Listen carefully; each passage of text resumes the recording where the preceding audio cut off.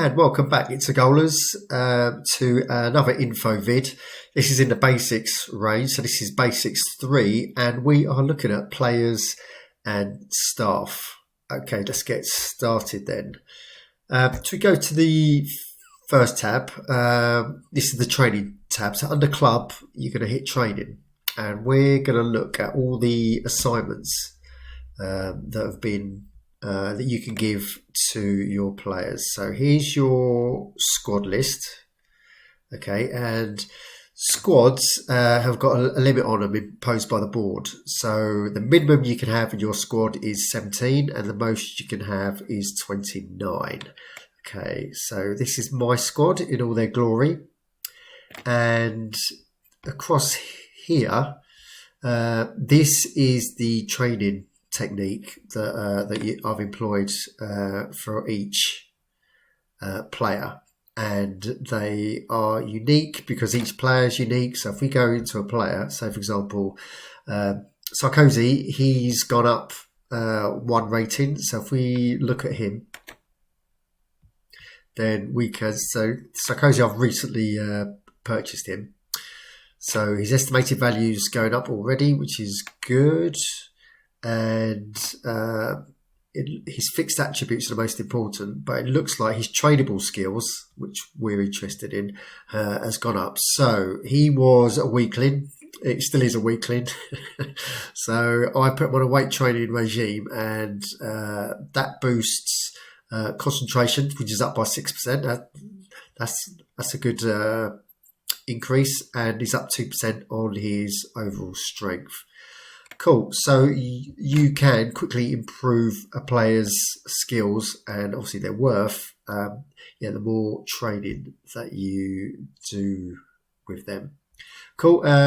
Next column along is intensity. So you can have low, medium, high. I put all mine on medium because that's all I need. This is players' morale. This is players' fatigue. So bear in mind, if you train a player, especially like, for example, 5-a-side, or if you give him a training match, then his fatigue will go up a lot faster. So watch out for that. Match fitness is, I like to keep my players nice and fit. So basically, most of them are on 100%, if you have a look, which is not, well, they're fit, so 100% fit, sorry.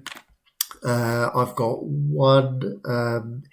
I've got 2 in the treatment room, so we will have a look. But match fitness, yeah, most of my players are from 90 to 100. I think you'd agree. Cool. So one of the questions that people may ask is, how do you know what training what training category to assign if you want a certain skill? So if you go onto the help tab and then you look under club, then it gives you a really good breakdown of all the training match categories you can have and which skills that they improve. So I actually recommend you printing off this page and then just have it as a reference. So, for example, if you are playing an attack overload, so if that is your training category, then you're going to improve crossing, shooting, movement technique, accuracy, control, dribble, and a lot. Whereas other categories might only improve a couple of things, like weight training. As you saw, Sarkozy improves strength and concentration. Cool. And then, obviously the need for rest is important as well. I always rest my players when they get to about 40. If you go over 50, then the fatigue button goes red, and you know that player needs a rest. And tired players perform worse than fresh players. Cool. So I mentioned that I've got 2 players injured. So one has got a knock. So this is the treatment room tab. So if we look down, one has got a knock, which knock normally you recover between 1 and 2 days. And I've got an injury. So my guy, Kuto, who I need back like PDQ has been out for a while. So if you go to this tab, long-term injuries, okay, so yeah, he's got 1 day left to recover, but literally he's been out for like 2 weeks, and I really need him back. Cool. And if we look at the physio, so obviously your physio is part of your staff, and having a better physio improves the speed at which your player returns. So that is important in itself. Okay, so next thing I want to look at involving your players is your youth academy. Okay, so these players aren't shown in your training tab because you haven't given them you haven't promoted them up to the first team squad. So these players are basically in training. So you need a youth coach to do that, and I've got a youth coach. So he's ranked. He's got 35 skills himself. But obviously, the better the youth coach, the better your players will improve while they're in the academy. So if I go to the list of youth players that I've got, then you can see here, I've got 5 players at the moment. There's a maximum of 8 you can have. Basically, you can promote a player when they've reached 16, or automatically they promote themselves when they're 18. But that's not necessarily the case. A youth player might decide to leave your club, in which case he goes and you've had them for ages, and then they just decide not to join your club. I think the rule is the longer you've had them in your youth academy, the more likely they are to sign for you when the time comes. Okay, so that's the youth academy. This is really important in growing players. So, for example, this guy here, Drengerson, if he signs for me, then he's rated 85. So, in real terms, his skills potentially could go up to 85, and that player will be worth a lot of money. So here, not only can you improve your squad, but you can improve your bank balance if you build up a player, if you recruit it, build up a player, and then put them on the transfer market. Okay, what else we got? Right, so let's look at our staff page then. So if you look under club again and then staff, this shows you the board members, which we haven't got control of, but so these are automatically in place. But the staff we have got control of is your coach, which basically, if we have a look at Freitas, so he is in charge of training your first team. So he's good at coaching your goalies, so he's 37, and the outfield players as well, he's 31.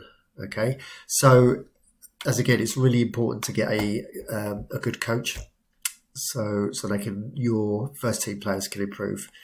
You've also got a youth coach, so that we just saw for the youth academy. You've got physio that you need for the treatment room, and I've got a lot of scouts. So my philosophy is, scouts, I use them primarily to find me young players that I can put in the youth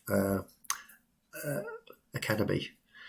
Cool. So you can have a maximum of 12 staff. That's what my board has told me. So maximum 12 staff. And if you want to recruit any more staff, then we can go to staff vacancies. So I want to upgrade my coach. So I am going to go to coach, and so basically you put in for 7 days, press continue. This vacancy will cost you 30,800. Yeah, that's fine. So confirm post vacancy, and off they go. They're looking for a new coach for me now. Also, I'm going to get an assistant manager. So what assistant manager does is, if for whatever reason you can't log in, your assistant manager will look after things. And also anything in tactics that you set to automatic, for example subs and set pieces, your assistant manager will make that decision. So I'm going to recruit one of those as well. So confirm, I will spend that. Cool, and they will take a week to give me a list of candidates, and then I will pick from those. Okay, so my scouts are busy. So this is the scout home. So they are busy finding me youth players. Scouts can be used for three things. They can be used for finding youth players, which you get youth reports. So I'll just quickly show you those. So this is what the latest crop of youths that I've scouted. Cool. And then if you want to, yes, sign one up, you press view, and then you can sign them up. But they also give match reports. So match reports are basically you can ask them to scout your next opponent just to see what tactics they are using. So they will give you their match report that they can see, and you can see what formation they've set up, what tactics they're using. So that's really useful. And also a player report. So if you're looking for particular players, so I was looking for defenders, then you can use your scouts to scour the transfer markets to see if there's players within your parameters that you need.